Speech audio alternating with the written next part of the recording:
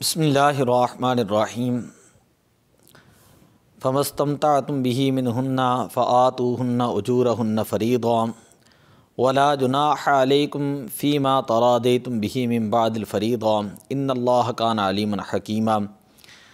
آج کے سبق کے اندر ہم مہر شرعی کسے کہتے ہیں،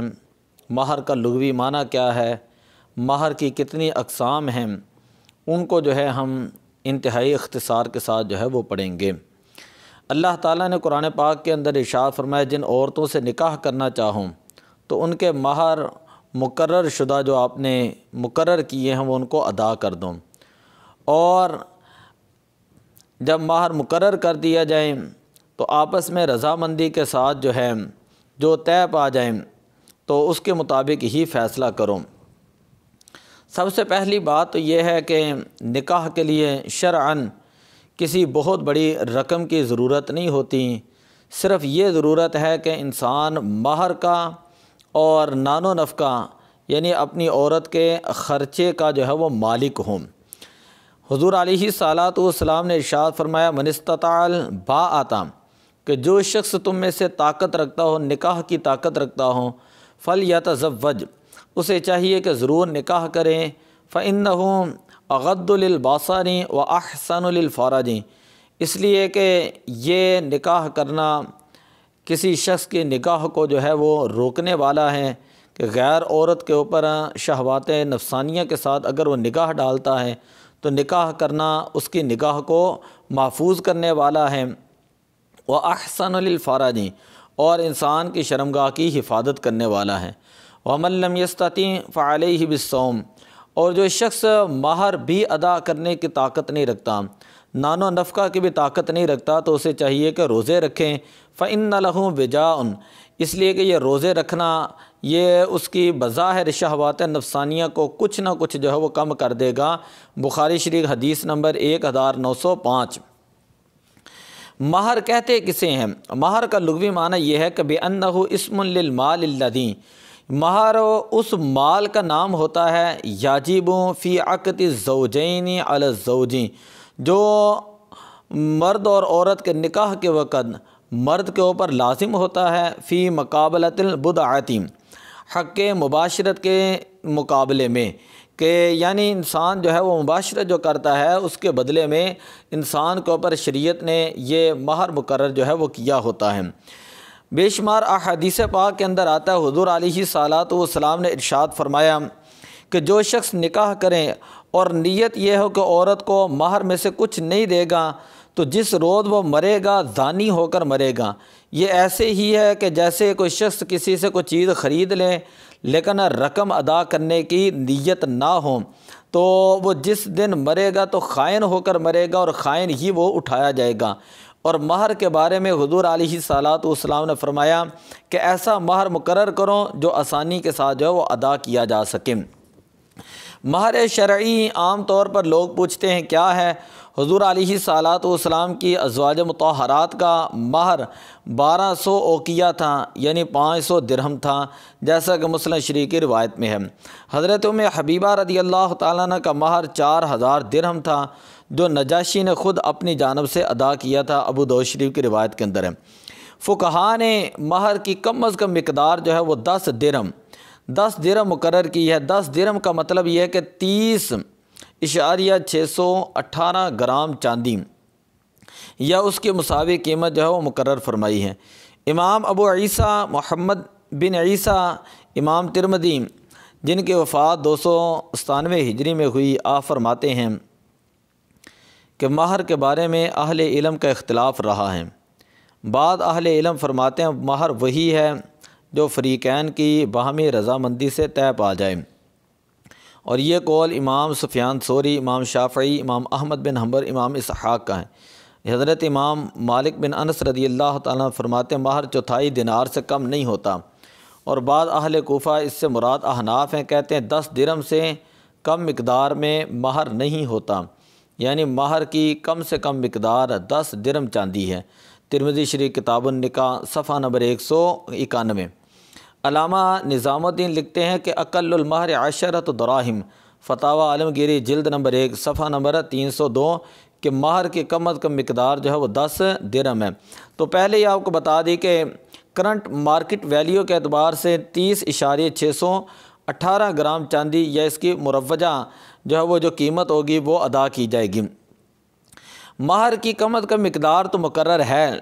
کم از کم جو ہے وہ 10 درہم ہے، لیکن یعنی جتنی مقدار آپ کو بتائی 30.618 گرام چاندی سے کم جو ہے وہ نہیں ہو سکتا۔ جو لوگ یہ کہتے ہیں یہ 12 روپے مہر ہے، یہ 1000 روپے لکھ لیں، 2000 روپے لکھ لیں، تو یہ بات درست نہیں ہوتی۔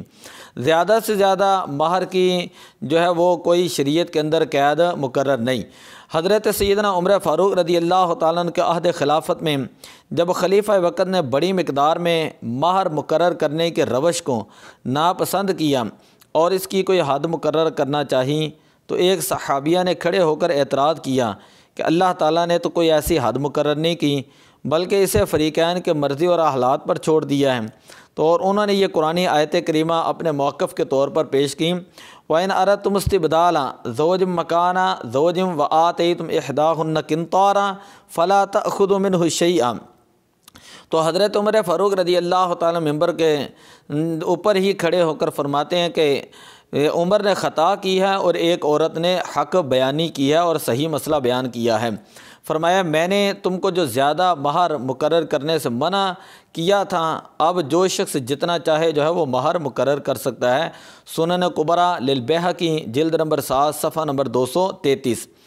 تو یہ آپ حدیث پاک سننے کے بعد سمجھ لیں کہ مہر کی زیادہ سے زیادہ مقدار جو ہے وہ مقرر نہیں۔ اسی طرح اگر آپ جو ہے شرعی مقدار جو ہوتی ہے وہ مقرر کرنے کے بعد بھی کسی کو گفٹ کے طور پر، ہبہ کے طور پر کوئی چیز زیادہ دیتے ہیں، مکان دیتے ہیں، پلاٹ دیتے ہیں، زیور دیتے ہیں،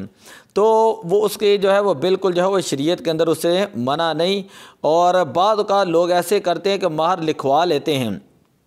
کہ اس کو 5 لاکھ مہر دیا جائے گا، یہ 50,000 مہر دیا جائے گا، تو لکھوانے کے بعد جو ہے بعد میں وہ کہتے ہیں کہ جی ہم یہ جو ہے وہ پلاٹ نہیں دے سکتے، ہم یہ اتنا مہر نہیں دے سکتے۔ تو یہ چیز جو ہے یہ جائز نہیں، یہ عورت کا حق ہے اور شریعت نے اس کو جو ہے وہ مقرر کیا ہے اور ہر صورت میں ادا ہی کرنا پڑے گا۔ اب مہر کے بارے میں عورت اگر خود معاف کر دیتی ہے تو یہ اس کی رضامندی ہے ذاتی طور پر۔ عورت کی طرف سے اگر وہ نابالغہ ہے، نابالغہ کا نکاح پڑھا جا رہا ہے، تو اس کا مرد یا کوئی ولی جو ہے یعنی اس کا باپ یا کوئی بھی وہ مہر کو معاف نہیں کر سکتا۔ اسی طرح اگر عورت بالغ ہے، اس کا نکاح پڑھا جا رہا ہے، تو عام طور پر دیکھا جاتا ہے جب اس کو مہر دیا جاتا ہے 5,000 یہ جتنا بھی آج کل کے دور کے اندر دے رہے ہوتے ہیں، تو دوسری طرف سے اس کا والد یا اس کا بھائی دوسرے کہہ دیتے ہیں کہ ہم نے معاف کیا، تو یہ عورت کے علاوہ اس کا باپ بھی جو ہے وہ معاف کرنے کا حقدار نہیں ہوتا، کیونکہ عورت بالغہ ہے اور بالغہ اپنی جو ہے وہ رضامندی کے اوپر جو ہے وہ خود ہی دلالت کرے گی۔ اگر وہ خود معاف کرنا چاہے تو معاف کر سکتی ہے۔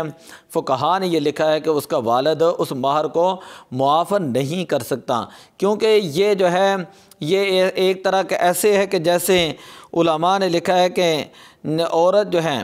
وہ اپنی طرف سے جو ہے وہ اگر معاف کرے گی تو معاف ہوگا۔ اچھا، دوسری بات یہ ہے کہ عورت کے مہر کے حوالے سے 3 قسمیں ہیں۔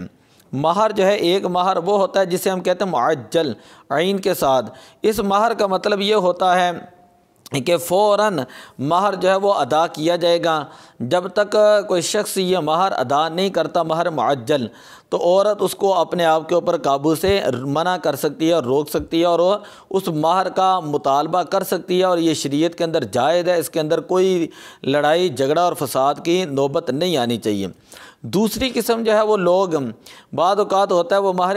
معجل لکھا دیتے ہیں، معجل اجل سے بنا ہے اور اس کا معنی ہوتا ہے کوئی تاخیر کے ساتھ۔ اب اگر تو وہ تاخیر کا مطلب یہ ہے کہ وہاں پر اس کی میعاد مقرر کریں، میعاد کم از کم 1 ماہ، 2 ماہ، 10 ماہ، 1 سال، 2 سال، 5 سال، تو جو مہر ایسا ہو کہ جس کے اندر کوئی ایک مقررہ مدت مقرر کر دی جائے نا، تو اس سے پہلے جو ہے پھر مہر کا مطالبہ کرنے کی عورت جو ہے وہ حقدار نہیں ہوتی۔ مثلاً یہ کہا کہ یہ 7 تولے سونا مہر کے اندر لکھا ہے، تو 1 سال کے اندر ہم دیں گے یا 2 سال کے اندر، 5 سال کے اندر، تو جب تک وہ میعاد مقرر جو ہے وہ مدت مقرر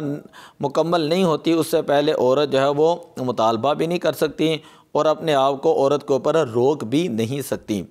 تیسری صورت یہ ہوتی ہے مہر مؤخر۔ مہر مؤخر کا مطلب یہ ہوتا ہے کہ آپ نے وہاں پر کوئی میعاد مقرر نہیں کی ہوتی، نہ یہ بتایا ہوتا ہے کہ فوراً ادا کرنا ہے۔ اب یہ ایک ایسا مہر ہوتا ہے جو مہر کی ایسی قسم ہے، مہر مؤخر کہ تاخیر کے ساتھ مہر، اس کا تعلق جو ہے وہ طلاق کے ساتھ یا وفات کے ساتھ ہوتا ہے۔ جب عورت کو طلاق ہوتی ہے تو جو لکھا ہوتا ہے، جو مقرر کیا ہوتا ہے، عورت جو اس کا جو ہے وہ مطالبہ کرے گی اور وہ ادا ہی کرنا پڑے گا۔